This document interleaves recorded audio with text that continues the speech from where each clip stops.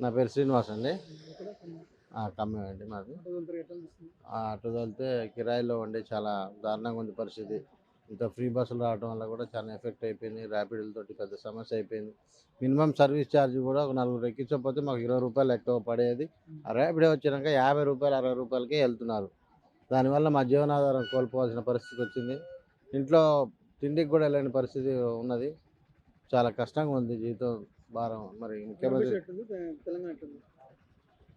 ఆంధ్రప్రదేశ్ అది కూడా అంతే ఉన్నట్టుంది. ఇప్పుడు ఫ్రీ బస్సులు పెట్టినాక పరిస్థితి, ఫ్రీ బస్సులు ఎక్కడ పెట్టినా కూడా ఆటో డ్రైవర్లు పొట్ట కట్టడం తప్ప ఇందులో ఏమి ఉపయోగం లేదండి. ఏమి గవర్నమెంట్కి ఏమి ఉపయోగం? ఫ్రీగా బస్సులు జనాలు తోలమని చెప్పారా? జనాలు అడిగారా? అనవసరమైన ఉచితాలు ఇచ్చి జనాలు ఉమ్, ప్రజల్ని బద్దకస్తులు చేయడం తప్ప ఇందులో ఏమీ లేదండి. గవర్నమెంట్కి వచ్చే ఆదాయం లేదు. ఆర్టీసీ అసలే లాస్లో ఉందని ఎప్పటి నుంచో మొత్తుకుంటుంది. కానీ కావాలని ఫ్రీ బస్సులు పెట్టి గవర్నమెంట్‌కి మేము కట్టే ట్యాక్సులు ఆర్టీసీకి కట్టి ఫ్రీగా తోలి డ్రైవర్లకు ఫ్రీగా జీతాలు ఇచ్చి ఎక్కడి నుంచి వస్తది? ఇలాంటి పరిస్థితిలో ఉన్న సిచ్యువేషనే గవర్నమెంట్ చాలా కష్టంగా నడుస్తుంది. జీతాలు ఇవ్వలేని పరిస్థితిలో ఉంది. అలాంటప్పుడు ఈ ఉచితాలు రద్దు చేసి ఎవరి పని వాళ్ళు చేసుకునే పరిస్థితిలో ఉన్నారు జనాలు. ఉచితాలు ఇవ్వబాకండి. ఉచితాలు ఇచ్చి ప్రజల్ని బద్దకస్తులు చేయబాకండి. కావాలంటే మీరు ఉచిత వైద్య, విద్య మెరుగుపరచండి.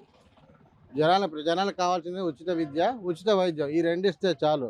ఎవరి పని వాళ్ళు చేసుకొని బ్రతుకుతారు. కష్టపడి బ్రతికితేనే ఇన్ని రోజులు బ్రతకలేదా? ఇన్ని రోజులు ఎవరి పని వాళ్ళు చేసుకోలేదా? అలాంటిది గవర్నమెంట్ వచ్చి జనాలను ఉచితాలని జనాలను పిచ్చోళ్ళని చేసి, బద్దకస్తులను చేసి, చేతకానోళ్ళని చేసి, వాళ్ళ పని వాళ్ళు చేసుకునే పరిస్థితులు లేకుండా చేస్తుంది.